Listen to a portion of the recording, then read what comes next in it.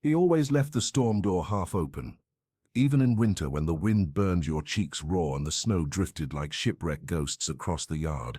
It wasn't laziness, it was deliberate.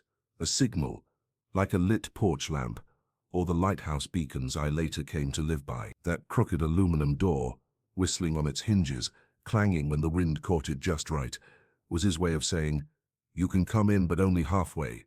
The storm door creaked behind me the last time I saw him. I was 12. My mother had burned her fingers again making boxed potatoes and screamed at the wall instead of him. He just stood there in the living room, one hand on the back of the recliner, the other clenched so tight his knuckles had turned the color of dried fish. I remember the way his mouth twitched when I walked in. Not anger, not grief, just strain. Like something inside him was trying to come loose. "Captain," he said, nodding once. That word always undid me. He called me that from the moment I could walk, said I gave orders with my bottle and marched like I owned the tide. When we went to the lake he'd salute me before pushing our rust-bitten canoe into the water. "Aye, aye, Captain," he'd grin, and for those few minutes between shore and lily pads, I believed we were infant. But that day, that final day, the title hit different. He used it like a parting blessing, a whisper of what once was, a soft little goodbye. I hadn't cried when he left, not even when Mom pulled his fishing rods from the garage and threw them into the fire pit, her hands shaking with the kind of rage that rots slow. I sat on the back step staring at the half-scorched handle of the blue rod, the one he let me hold when I was 5, even though my hands couldn't wrap around the grip. That was the first night I realized smells could lie. That smoke didn't always mean war, that the scent of burning cork and nylon could lodge inside your sinuses like a betrayal. I spent years looking for him in lakes, in docks, in the hush between crashing waves. I'd watch men in faded denim haul boats from trailers, squinting against the sun, and wonder if he might appear older, sun-creased, with that same wry half-smile. But he never did. The truth is he didn't disappear. He just stopped being my father. The journal I kept after he left was one of those dime store spiral notebooks with a peeling cover and a bent spine. I wrote in it every night. Sometimes only a word, sometimes whole pages. My handwriting changed with my grief, blocky and stiff when I was angry, loopy and faint when I was trying to pretend I didn't care. February 12, storm door squealed again, wind sounds like it's asking questions. March 4, I wore his flannel. It still smells like salt and bar oil. June 19, Father's Day. I told Mom I didn't want pancakes, I wanted silence. She tried to fill the gap. She really did, but her love was brittle, transactional. I think she expected a thank you note for every hot meal, and maybe she deserved it, but I was still busy learning how to breathe around the hollow. The strange thing is, I don't remember missing his voice. I remember missing the way he looked when I spoke, that half second where his eyes would twitch like he was tracking something precious. I wanted that gaze more than I wanted answers. The canoe stayed in the garage for 2 more years, upside down, gathering dust and rust in equal parts. I used to lie inside it when things got loud. I'd climb under the hull and pretend the metal ribs were sky beams, the echo of my breath like ocean spray. That's how I learned to be alone. The day I found the letter was cold, early October. The leaves still clung to some color, but the air smelled like old pennies and frost. I had gone into the garage looking for my bike pump and noticed something taped under the canoe, a white envelope, my name on it, written in a hand I hadn't seen in years. Captain. That was all it said. No stamp, no address.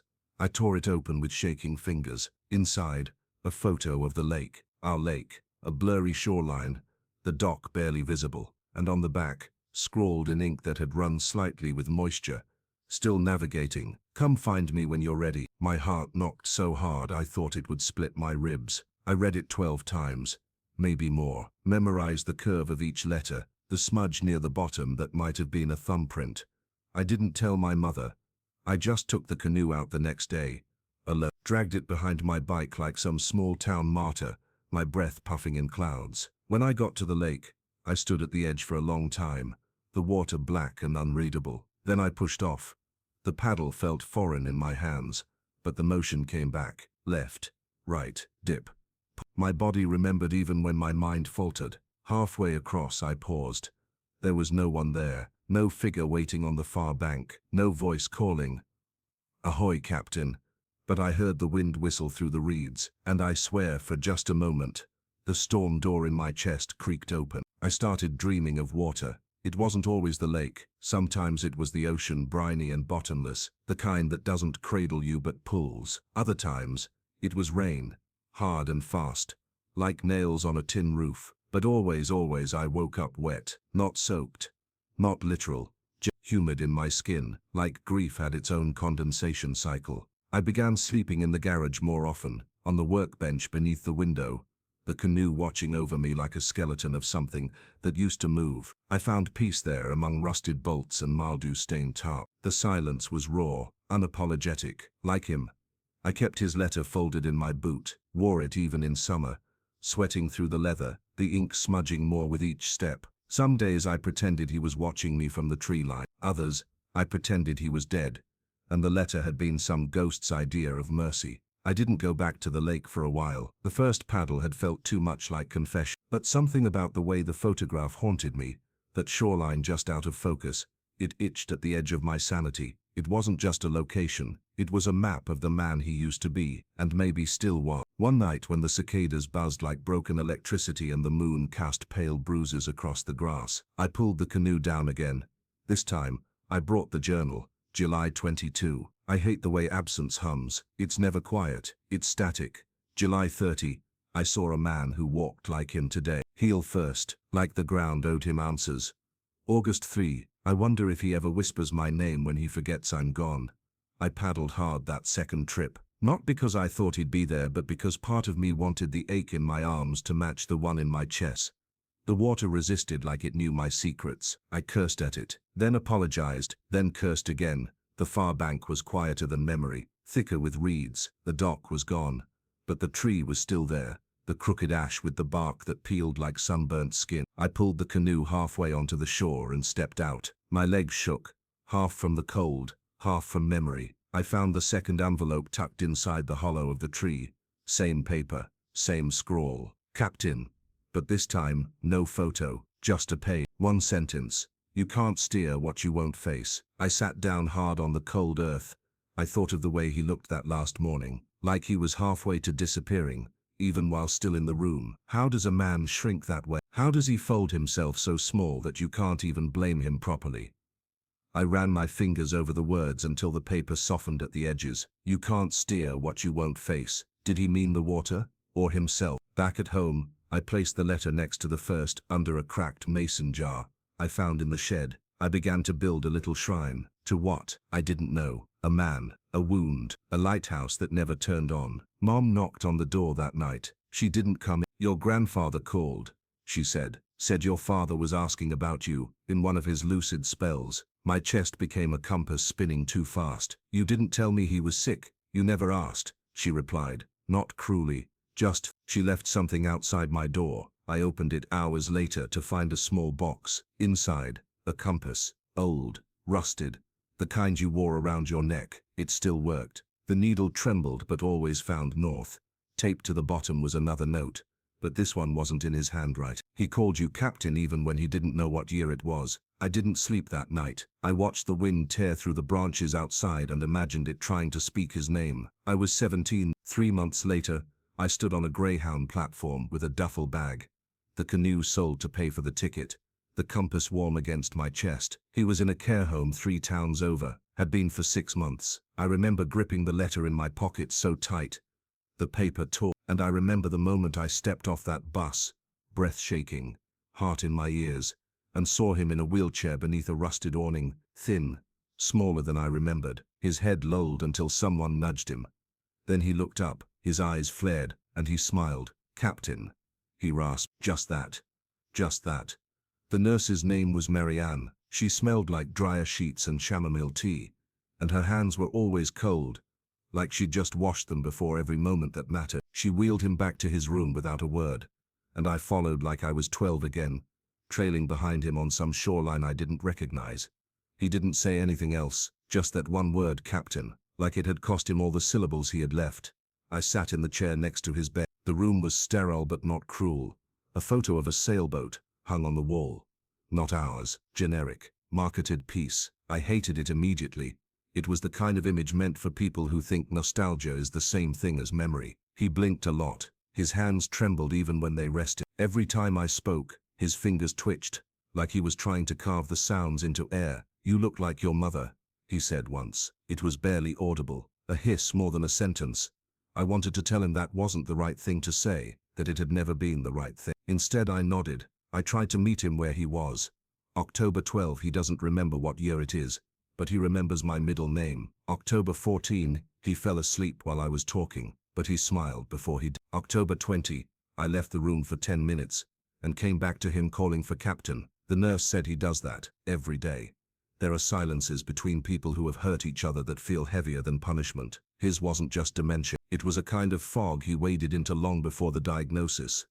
Once, when I was 7, I watched him fix the motor on the outboard by lamplight, his breath thick in the autumn air, the smell of gas and lakeweed clinging to him. I remember thinking he looked like a priest, bent over his rituals, lips pressed together in private prayer. And even then I wondered, what was he apologizing to? Now, at his bedside, I saw that same expression, only this time, there was no engine, just me. "Do you remember the canoe?" I asked him on a Wednesday. "The lake?" He furrowed his brow. "The old tree with the hollow in it." His eyes drifted to the ceiling. He mumbled something that might have been sure or sure. Then, "You steered. I let you. It broke something in me." "No, you gave me the paddle, but you always turned the boat." His lips curled, not a smile, more like an admission. "You were a good captain," he whispered. Then he closed his eyes. That night, I walked the perimeter of the care home. It was colder than it should have been. The wind smelled like burning leaves and wet wood. I traced my finger along the fence posts, like they were a rosary. I was angry, not at the illness, not at the frailty, but at how easy it was for him to say things now, the things I needed then, the things that could have stitched me together when I was breaking at the seams. Why now? Why not when it would have mattered? And yet I kept coming back. October 28. He asked me what my favorite book was. I told him. He nodded like he was writing it down somewhere in his body. November 2. He forgot who I was for a full hour. Then he saw the compass around my neck and said, "My son," like it was oxygen. The last time I saw him lucid, he asked for water. I held the cup to his lips. His hands shook too much. "You're still steering," he said. "Am I?" I asked. "Don't let the fog fool you," he muttered. "The stars are still there." Then he drifted. That was the day I started drawing maps, not real ones, just sketches, of the lake. The canoe, his hands, the way they looked resting on the gunwales. I wasn't trying to preserve him. I was trying to chart the absences, trying to understand how someone could leave and stay, both at once. How a title like captain could weigh so much, even after the ship was gone. He died on a Thursday. The call came at 4. I remember the digits because I stared at the clock for a full hour afterward, watching the numbers flip with the slow cruelty of inevitability. Marianne's voice was quiet on the line, the way nurses get when they've made these calls too many times. "He passed in his sleep," she said, peacefully, peacefully. I hung up and sat on the edge of my bed, the compass still around my neck, pressed flat against the bone of my chest. The house was silent. Even the wind outside had the decency to stop. I didn't cry. I didn't move. I just listened, not for anything in particular, just in case the air had something else to tell me. November 11. Death sounds like a ceiling vent humming, cold air pretending to be breath. November 12. He didn't say goodbye. I'm not sure I needed him to. I think I just wanted him to see me whole. November 13. There's a map in my head that no longer leads anywhere. The memorial was small. Mom didn't come. She sent flowers, lilies, white, pristine. I tossed them in the dumpster behind the funeral home before the service. The people who showed up didn't know him the way I did. They knew the man he had been before the leaving. A few fishing buddies, a retired postman who said my father once pulled his truck out of a ditch in a snowstorm. One woman who might have been more than a friend. Her eyes lingered on his photo longer than the others. I didn't just stood near the back with my hands clenched in my coat pockets, my breath a steady fog. They buried him near a dry riverbed. No headstone, just a plaque. James Thatcher, navigator, father. It didn't feel like enough, but it also felt like too much. After I returned to the lake, I borrowed a canoe from the boathouse, an aluminum one with a dent in the side and oars that creaked with every stroke. The water was colder than I remembered. It smelled like wet leaves and history. I paddled to the far bank, to the old ash tree. The hollow was still there, and inside it, a third letter. Same paper, same scrawl. Captain.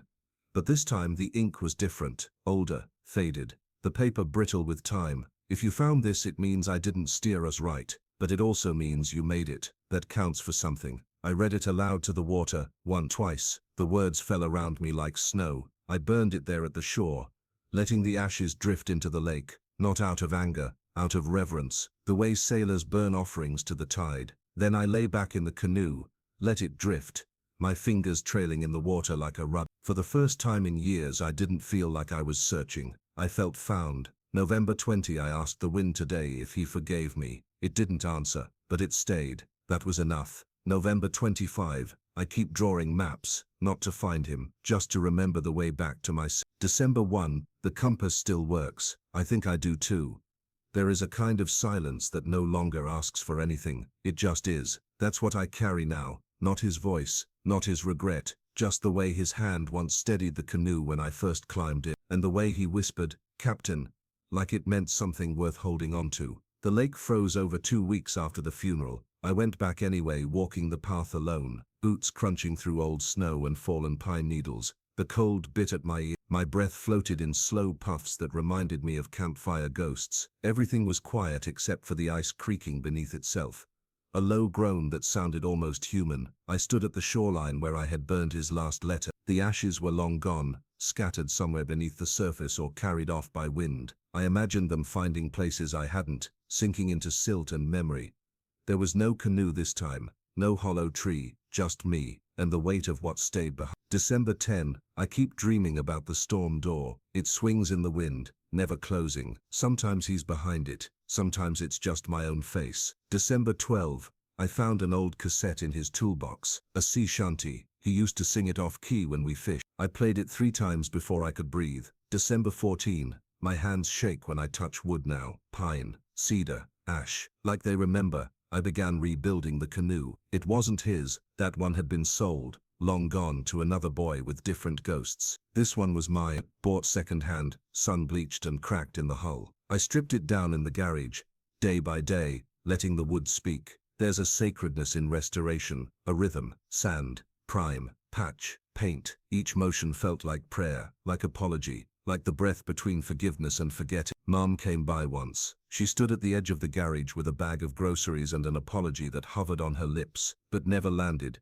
"You look like him," she said. I didn't reply, just kept sanding. We stayed like that for 10 minutes, 2 people orbiting a loss too heavy to touch. Then she left, and I kept working. By January, it was done. I strapped the canoe to my car and drove out before dawn. The sky was bruised gray, the world frozen in place. I pulled up to the lake and carried it on my shoulders to the edge. The ice shimmered, unbroken. I didn't launch, I just placed it there, let it sit on the snow like a monument, a marker for the boy who waited, for the father who left, for the names we carried like oars. Then I sat beside it and opened the journal. January 4, this is the last page. Maybe that's the point. Not everything needs to keep drifting. January 5, I still hear him say it, not as memory, as heartbeat. "Captain."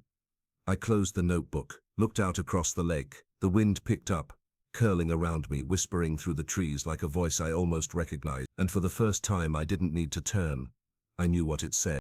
I don't remember dreaming that night, only that I woke up choking, not on air, but on silence. The kind that seeps in like water when you let your body go limp. My room was cold, though the windows were shut tight. Still, the breeze found its way in, creeping along the back of my neck. It smelled like motor oil and cut grass. My sheets were damp with sweat. I lay there listening to the house, to the walls, old and wooden, settling. The rafters above creaked the way they did when he'd come home late, stepping wrong because the weight of the bottle pulled his center of gravity off kilter. But I knew he wouldn't come home again. He had died the day before, and I had seen his hand, that calloused, scarred map of a hand, go still beneath a white sheet. Even now, I couldn't picture his face in that moment. I kept remembering his hands. They were always the first part of him I noticed as a child. They were hands that could snap a trout's spine with 2 fingers, that could hold a compass steady through the chaos of a storm, but also hands that trembled with rage, or grief, or gin. I sat up and pulled my father's old sweater over my head. The wool was rough and smelled faintly of cedar and cigarettes. I could almost imagine his breath on the back of my neck. The sound of him saying, "Captain, you awake?" He hadn't called me that in years. Not since the lake house. Not since the last summer before everything crumbled. The funeral was set for noon, closed casket. No speeches, just the pastor and the dirt. That was what he wanted, or so the lawyer said. I didn't argue, but something inside me itched, like a thought I couldn't form yet. The wake was held at Aunt Marian's place, out near the cranberry bogs. I hadn't been back since I was a teenager, not since the last blowout, when he punched a hole through the kitchen drywall and bled all the way to the porch. I stood in the doorway for a long time, staring at the scratch on the banister where I'd once carved a crude anchor with a penknife. It was still there, faint but stubborn, just like the memory of that summer. Me, 10 years old, in a paper sailor hat, leading my father through imaginary storms. "Come in or stay out, but don't let the heat escape," Marian said, brushing past me with a tray of deviled eggs. Inside, the house smelled like yeast rolls and coffee and old carpet. A few cousins I barely knew sat in the living room, nursing beers and grief. There was a framed photo of my father on the mantel, younger, smiling. No one in the room could remember when it was taken. I kept my back to it. There were no tears, just that strange, suspended stillness that grief brings when no one knows what to say. The hum of the fridge, the clink of forks, an old clock ticking like it was counting down something. The ticking made me feel like a kid again, waiting for him to come home and yell at the clock for being too loud. My cousin Jake raised his glass and muttered something about the old man and his storms. A few people chuckled. I didn't. I stepped out to the back porch. The air outside was heavy, metallic. Somewhere out in the bogs, a loon called. I lit a cigarette, my third of the day, and watched the smoke curl up into the blue. I don't smoke, not really, just when I want to feel something sharp. That's when I saw her. On the edge of the porch, tucked behind a broken crate, sat the old captain's hat. The same paper hat I'd worn at age 10, faded, crushed, but unmistakable. I picked it up, felt the fragile crease of its brim. My name was still scrawled on the inside. Captain Ely, all caps. My dad had written it with the thick black marker he kept in the tackle box. I sat there holding it in both hands. My throat went tight. It felt like the universe had blinked, like someone had rewound a film reel just long enough to remind me that I had once been somebody's hero. He used to follow me around the lake, pretending I was the captain and he the humble deckhand. "Aye aye, Captain," he'd say, saluting with beer in hand. We'd chart imaginary voyages, cast anchor near the shallows, fend off invisible pirates. Sometimes he'd lift me up and spin me until the world blurred. I wore the hat every summer until I was 12, when he stopped playing along and started calling me by my full name, Elijah. Said it like it was a curse, like it tasted like bile in his mouth. What changed? Was it the drink, the debt, the night Mom left, or was it something smaller? A grain of sand that grew into a blister neither of us could name. I stayed out there a long time, long after the guests trickled out. After Marian turned off the light, I sat on the porch in the dark, the captain's hat in my lap, my father's voice haunting the air like the echo of a ghost ship. I thought of that last visit, the one 3 years ago. I had come with the stupid idea that maybe we could mend something. I brought a photo album. He brought silence and whiskey. I showed him a picture of us on the dock, me in that paper hat, him behind me, arms out like we were flying. He looked at it for a long time. Then he said, "Hey, didn't think I remembered that."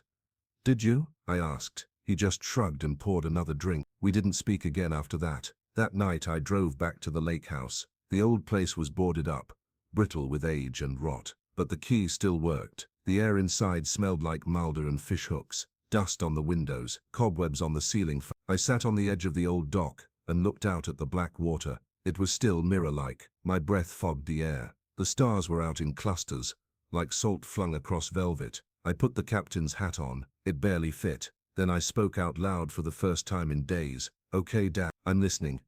And just like that, the lake stirred. A single ripple, like someone had thrown a pebble just beneath the surface, but there was no one else there. The wind picked up. A whisper, just one word, "Captain." The lake was still whispering when I woke. I hadn't meant to fall asleep on the dock, but there I was, curled around an empty thermos, and a dream that slipped away the second I opened my eyes. The captain's hat lay beside me, damp with dew.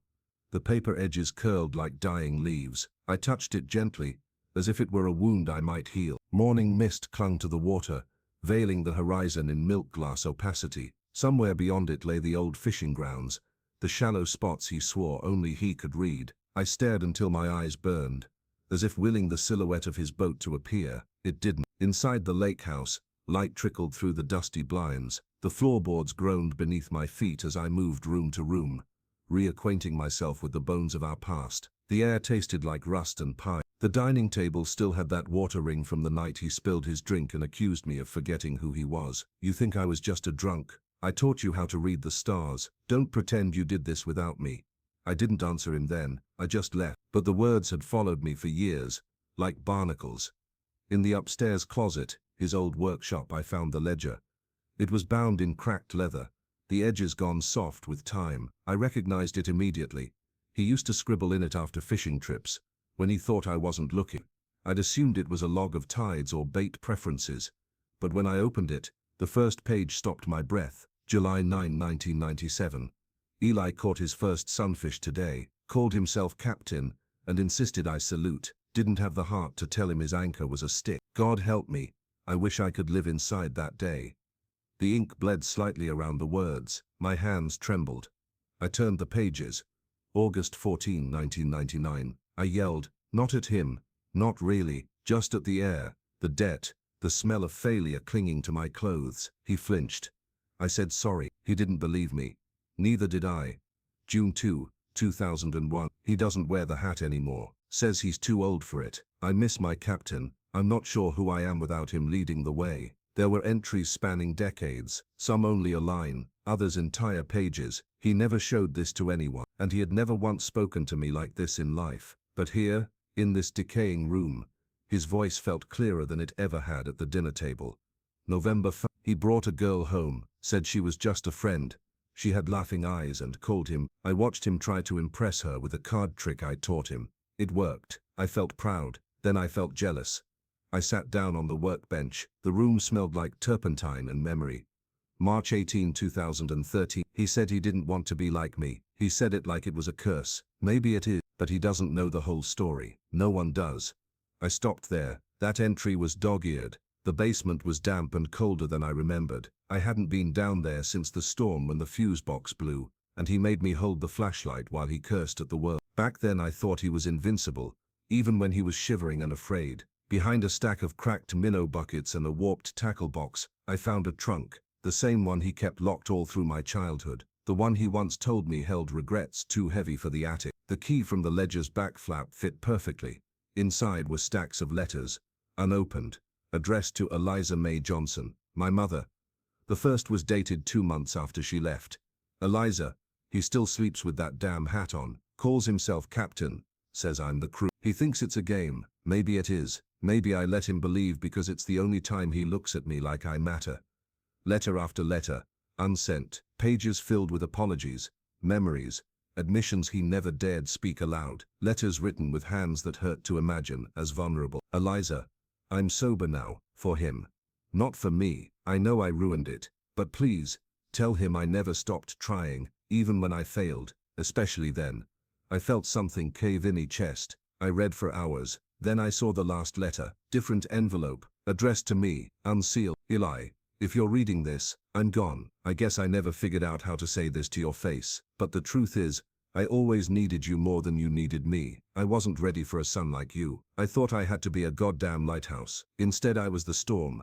You made me proud, Captain, even when I forgot how to show it. Especially then, the sky had gone dark by the time I emerged. I carried the ledger under one arm, the letter in my back pocket. I walked to the edge of the dock and stared at the water, still as obsidian. Then I spoke again. You weren't the storm, Dad. You were the boat, battered, leaking, but you kept me afloat. The wind rose, not a whisper this time, a sigh. I looked up. The stars were out again, brighter than before, and I swear for just a moment, the water moved like someone had cast anchor. I hadn't planned to go out on the water.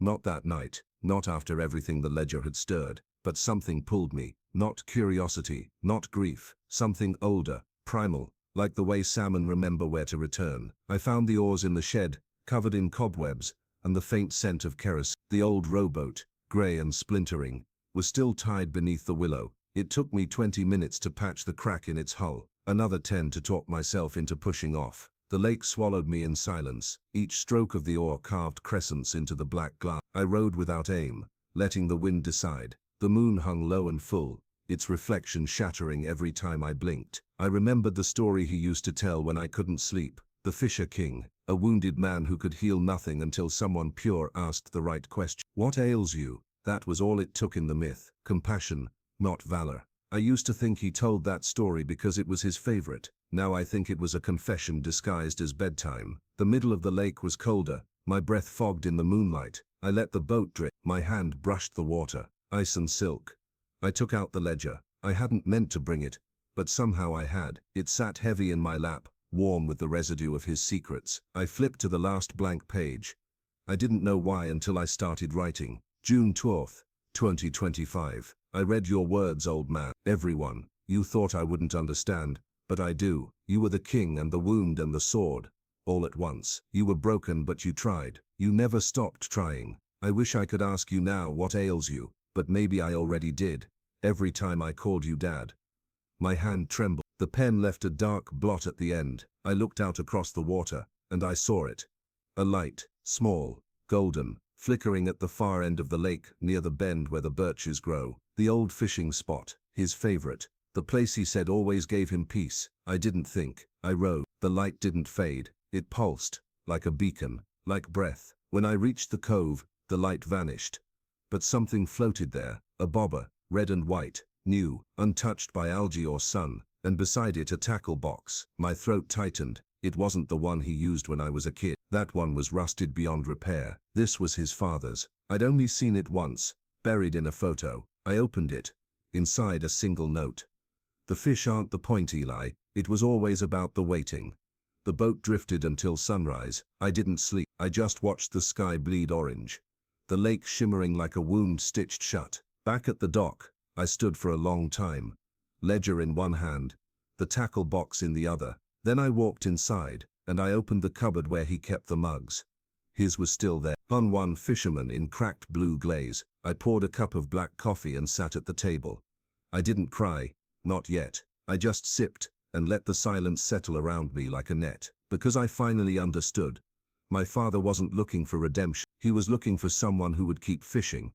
Even after the stories ran out, the smell hit me first. That old lake house blend of cedar mothballs and something earthy, like wet rope and smoke. The place had been empty for years, but it still felt like him, like he'd stepped out for a moment and would come back carrying worms in a tin and coffee in a thermos. I opened every drawer that day, every cupboard. I was searching for something, not a thing, exactly, but a shape, a pattern, proof of intention, that he hadn't just drifted into death without trying to leave a trail back. In the hall closet, behind a stack of yellowed Field and Stream magazines, I found a map.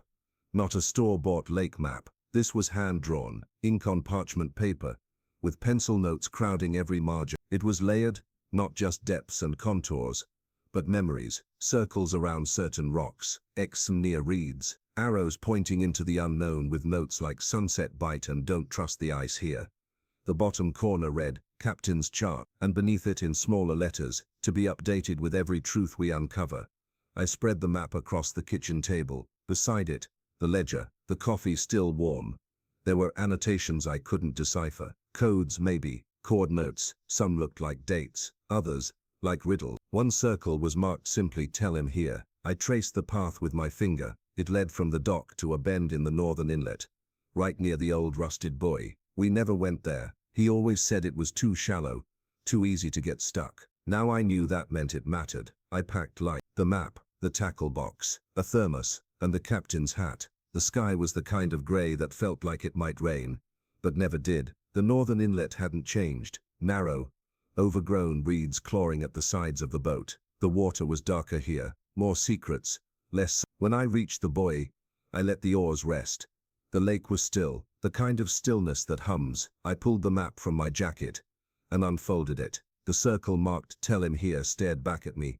I spoke. I found it. I found everything you didn't say, and I forgive you. Not because it erases anything, but because it stitches the wound shut. My voice cracked. The trees didn't answer, but the air shifted. Then I reached into the tackle box and took out the note he'd left. It was always about the waiting. I wrote my own. June. The map was never about fish. It was your confession. A trail back to the boy you used to be. The boy who believed in captains and stars and second chances. I see him now. I see you. And I'm still here. I folded it and placed it inside the tackle box. Then, carefully, I lowered the box into the water. It floated.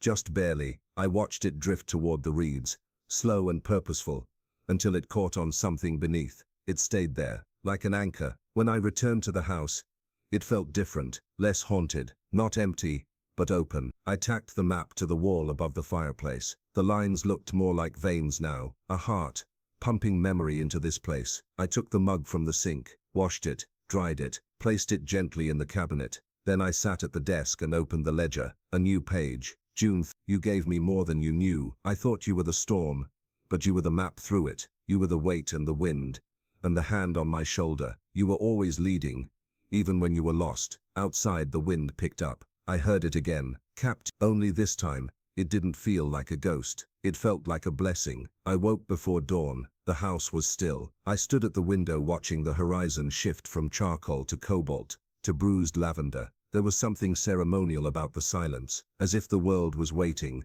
Breath held. I brewed a pot of coffee and poured 2 mugs, one for me, one for the empty seat across the table. Good morning, Dad, I whispered. Then I took the ledger, the map, and a roll of duct tape, and I packed them all in a weatherproof bag. Today wasn't about memory, it was about offering, about returning what had always belonged to the water. I rowed without hesitation. The sky above me stretched wide and clean, clouds thin like gauze. The lake breathed under me, calm and endless. It knew I was coming. The island stood ahead like a secret. Not many people remembered the lighthouse, just a stub of stone and steel left from some old maritime whim. My father used to call it the Eye, said it was how the lake watched over its own. He never took me there. I tied the boat to a half-rotted cleat and climbed the crumbling steps. Inside, everything was rust and dust and gull droppings, but the spiral stairs still held. At the top, I opened the hatch. The lake spread out below me, infinite. I unpacked the map first, taped it across the cracked window pane so the wind wouldn't take it.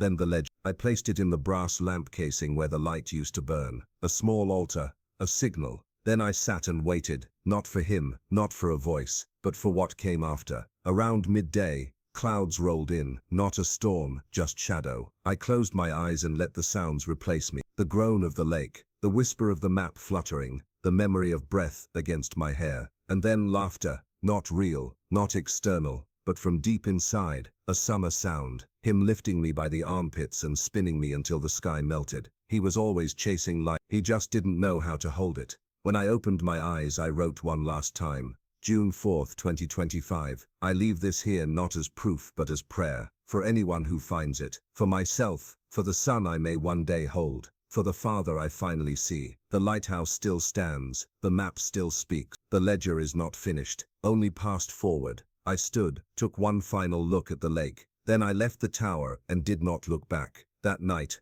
back at the lake house, I sat by the fire. Not much had changed. Same creaky floorboards, same draft through the window crack, but I was different. The house no longer echoed, it answered. I poured a final cup of coffee, touched the rim of his mug, and I whispered. Not to the wind this time, but to the room. Thank you, deckhand. Your captain's home.